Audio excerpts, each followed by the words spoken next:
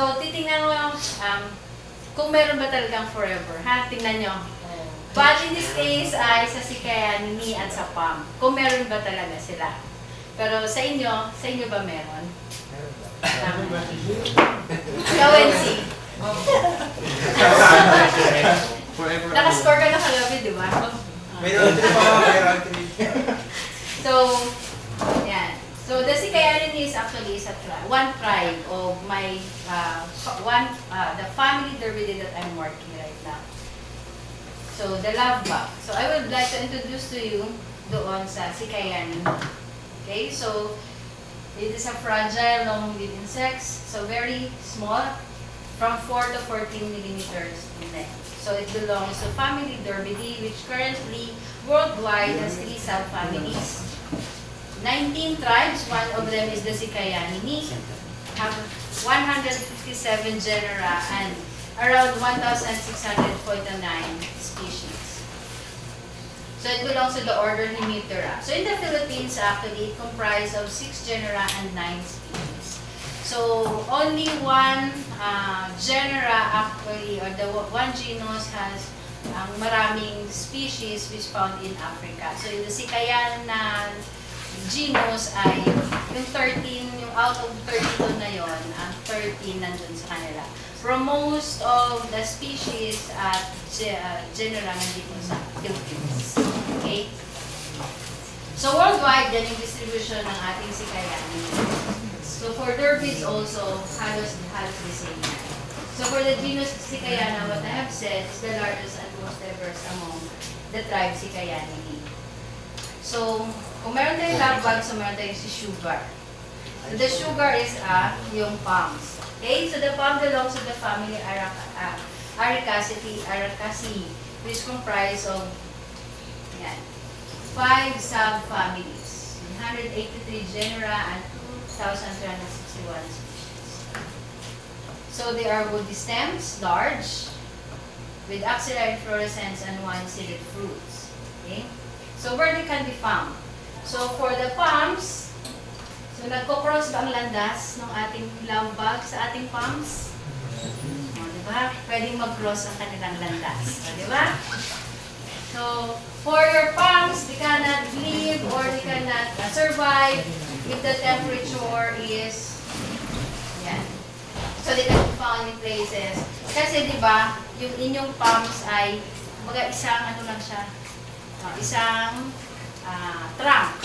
So, pag na-frozen na yon, mamamatay na siya. Diba? Pag below na or 10 degrees. So, buong halaman pwede nang mamatay. So, yun yung reason.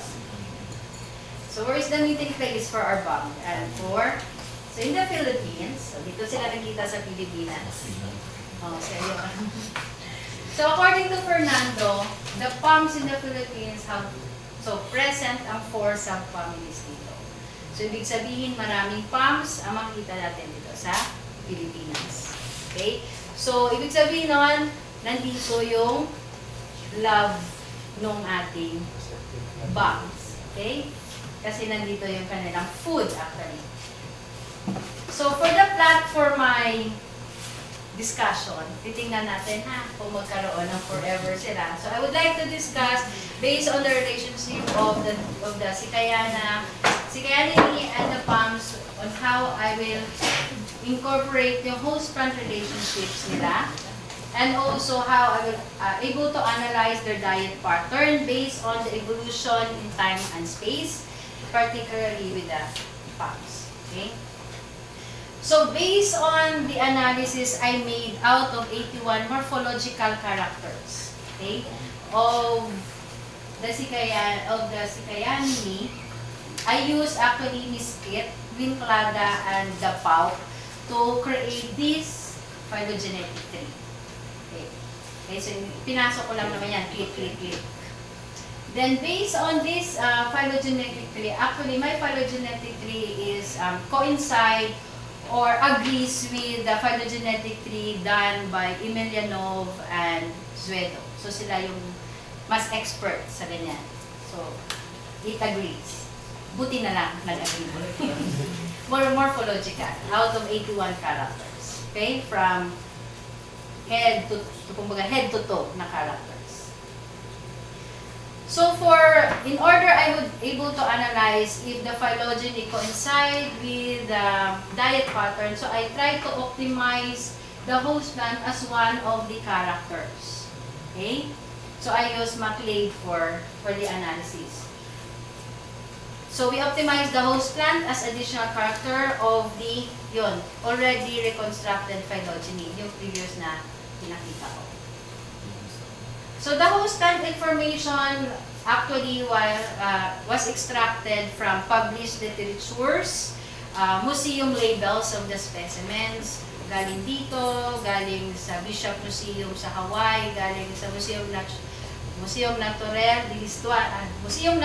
d'Histoire Naturelle Paris, then also from British Museum sa London. So doon yung pinagalingan ng ibang data ko. Also based on my own experience in the field. So based on that, for the Sikaianini, ito yung kanilang mga host plants. Okay? So we have 6. Actually for Pinanga, marami yan. For the Pinanga. Kaya ginawa ko ng species. But for the genera, so at least meron tayong 6. Okay? So, in the optimization of the host plant as the characters. So, here we will consider that for all host plants of each taxa. Okay? So, we can see that for the Zoraida, ito ang ginawa kong outgroup. Okay? Kasi ito ay yung buong tribe na Sikaianini. So, ito yung Zoraida, Rotana, Dosa ay yung outgroup. So, ibig sabihin, hindi sila na-belong doon sa tribe. So, ito actually yung closest, yung Zoraidini doon sa tribe ng Sikaianini. Then, next na close is Rotana. For Imelhano Bidosa, it is a fossil. So, pinasok ko siya. So, we actually, for their host plants, yung green na yan, from Zoraida up to yung ating Sikaianini, they feed on all in Aricaceae. Okay? So, the green one, the Aricaceae plus one plant family for the Mueria. So, medyo siya nag-divert siya ng konti. Okay? So, for Aricaceae, ito, Rutana, plus 2 other plant family because Rutana is also a polyphagous Derbid plant hopper. So, for this, wala kaming data nakuha. So, for the consensus tree that I made using this, so we will consider here yung Aricaceae alone as the main host plant. Okay? Sa Aricaceae lang. So, we look into the detail of what specific PAM they are feeding. So, yung Derbid, yung ating Sikaianini, kung ano talaga. And we consider the subfamily for this. Kasi pag up to genera and species level ay medyo nag-overlap. Okay, so we consider the subfamily of the PAM. So, meron tayong Aricoidea, Coryphoidea, and both PAMs. So, ibig sabihin, nag-feed sa dalawang ito, both sa Aricoidea and Coryphoidea. Actually, for this, ay meron tayong tatawag na equally parsimonious scenarios. Okay?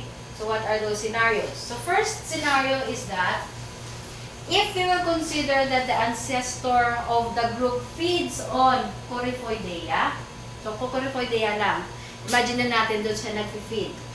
Or yun lang ang mahal niya. Doon na tayo sa aspect na yun. Kung yun na yung mahal niya, we can see that there will be dalawang addition sa buhay niya. Ganun ba yun? And 1 loss for Coryphoidea. Okay? So, mababawasan si Coryphoidea dito kasi ang pinipid ng Ceropopa is only Aricoidea. Imagine natin na yung buong group na to nag-feed sa Coryphoidea. Okay? So, this part here may addition siya, isa tapos dito siya. Kasi nag-feed sa both. Diba? Kasi ito, specific lang sa Coryphoidea. Pero pagdating mo sa Ceropopa, ayaw niya kay Coryphoidea. So, nawalan si Coryphoidea ng tagahanga. Okay? So, second scenario is that if we will consider that the ancestor of the group feeds on both plants, so both plants naman, both sa Aricoidea and Coryphoidea. So, we can see that there will be 3 losses for 2 for Aricoidea and 1 for Coryphoidea. Sige nga, bakit kaya? Dito kasi, specific lang sa Coryphoidea siya. So, yun lang yung gusto niya. Tapos, dito naman, nawala si Coryphoidea kasi Aricoidea lang yung gusto niya. Okay? So, based on the geologic, tectonic, and climatic history, it is suggested that actually the Aricaceae diversified during late Cretaceous. Okay? So, at a constant rate, since there is an origination of during the KT boundary. So, merong ganong na nangyari during that time. So, during that time also, palm leaves, pollen, and or wood are quite common and are distributed in the later Cretaceous. So, it is during when global temperatures were warmer. So, kasi ang preferred na temperature ng inyong palms ay higher than 10 degrees, di ba? Okay. So, we plotted the phylogeny of the Sikaianini according to its distribution. So, we consider it. Kasi, di ba, yung palms yun, nag-distribute na rin sa buong, sa buong lahat ng continent. So, tingnan natin kung yung Sikaianini ninyo sumabay doon sa kanya. Kung sumunod, humabol ba siya? Tingnan natin kung humabol siya. So we can see that the genus Euclastus ay makikita sa saan? North America. Diba? Yan, North America. For your Sikaiana, Africa. Or sa Africa. Dito, sa Africa. Then, for your Mula. Pacific Island. For your Mula. So, actually, for your Mula, it covers actually somewhere in the Indo-Malaya and in North America also. The Distantenia plus includes the genus Luminicaria and Cerocopa. Okay? So, they are present in Indo-Malaya. Okay? Yung Urea nyo ay Australasian. So the spread of this genus for Euclastus began in 65 or 12 million years ago. For your Sikaiana, it occurs at least 40 million years ago. Okay? Your Mula and Muiria occurs during 40 million years ago, same with your Distantenia plus. Okay? So, dun kanina, dun sa previous, dun sa atin, diba ito ay, yung spread niya ay, usually ay 53.5 million years ago. Nag-start yung sa palms. Okay? So now, following the assumptions on how the Sikaianini spread, okay, for your Euclastus dispersal wherein there are 3 possibilities for your Euclastus. Okay?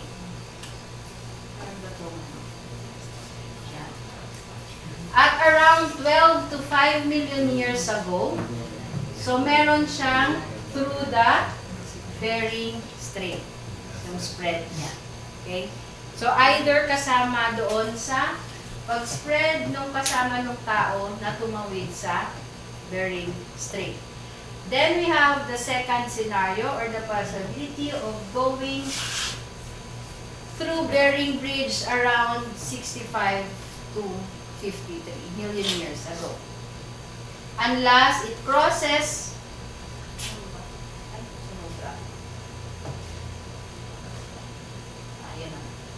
dapat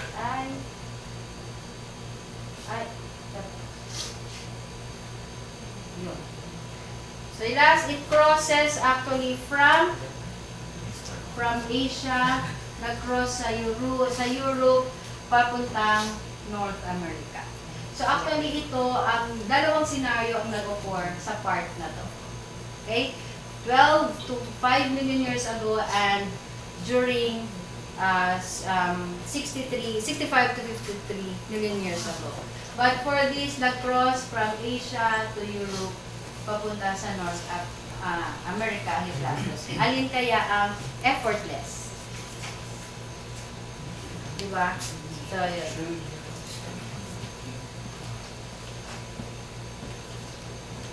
Okay? So the third scenario actually is because of through the North America Green Line and Europe continuity, there is a thermo maximum climate change during that time. So it was warm and humid, and for the Bering it is warm and dry during that time. Yung sa third scenario. So also it went to Africa. So for the Sikaiana, so it went to African continent through the major corridor connections. Okay? So first we have the Gibraltar connection. Gibraltar connection. Corridor around 23 to 5 million years ago before the Pliocene. Okay? Then the second is for having the east connection through the Arabian Peninsula. Ito yung Arabian Peninsula niya. Doon siya nag-spread for your Sikaiana. For the Muiria, Mula, and your distant Tinia, it went from the Southeast Asia to the West Pacific Island arc around 400 million years ago, and it started to break up. So during 14 million years ago. So it started to break up and diversified, and that's why Philippines, we consider the Philippines as the origin of the tribe Sikaianini. So dito siya nag-diversify. Okay. So with regards to the fossil records, Zoraidini is which is relatively young, and since Sikaianini also belongs to the same clade with Zoraidini, it shows that the Sikaianini are younger than their host plants. So mas bata siya kumpara sa palms niya. So it means that it could also be during the spread, ang palms nandun na. Nakapag-spread na yung palms bago siya sumunod sa palms. Okay? So mas late niya naramdaman yung pag-ibig niya doon sa palms kaysa doon sa umpisa pa niya nakilala. Okay? So the distribution of the group could coincide with the diversification of palms during the Eocene period. So Eocene na nangyari. So in which during that time merong taglamig. So nilamig ang ating bog. And drying of the climate occurred during that time. So doon siya nag-start mag-feed doon sa palms during that time. So because during that time, palms can survive in a temperature which does not below or lower than 10 degrees centigrade. Yan, matapos na ako. Lapit na labas. So the hypothesis of this optimization of the characters for including the host plant as the characters for the phylogeny. So actually, we have concluded the hypothesis that Sikaianini and Zoraidini belong to the same clade and probably are sister groups. Then Aricaceae would be the ancestral host plants. Actually, before, di ko pala sabi, yung, di ba, meron doon yung Mula Muria, na merong additional siyang host plant. Nag-diversify siya using, naging Zingiberaceae. Pero yon ay questionable. Kasi questionable doon kasi dito yun sa Makiling. Baka lang ay nakolekta siya sa Zingiberaceae, pero hindi talaga siya nag-feed sa Zingiberaceae. Okay, yun yung questionable. Also, the distribution of palm together with other evidences could serve as basis that the Sikaianini have significant evolutionary relationship with their host plants. But more studies are needed. So actually, may continuation ito. Pagpunta namin ni Jack ay dudugtungan ito. So, kaya more on, hindi siya na-publish kagad. Kasi pinapadagdagan para maging whole family na instead the whole tribe lang. Para makita yung buong scenario na talagang palms ang kanilang host plants. Hindi iba. Kasi meron iba na ibang genus na nag-feed sa other monocots. Like the Protista moesta, they feed on corn, they feed on citronella, they feed on banana, they feed on coconut. So, titingnan namin kung talagang from ancestor to hanggang ngayon ay talagang palms ang, or nag-ano na sila. Dahil yun ang nandun na available na host plant or na plant ay nag-feed sila doon. Okay?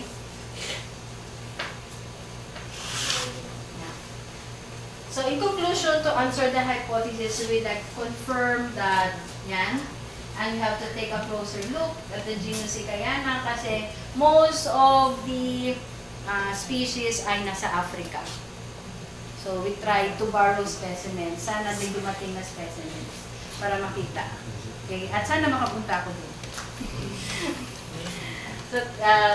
So, we have also to provide more evidence through fossil and host plants for the record to determine if talaga yung evolutionary relationship ng plant hoppers ay palms.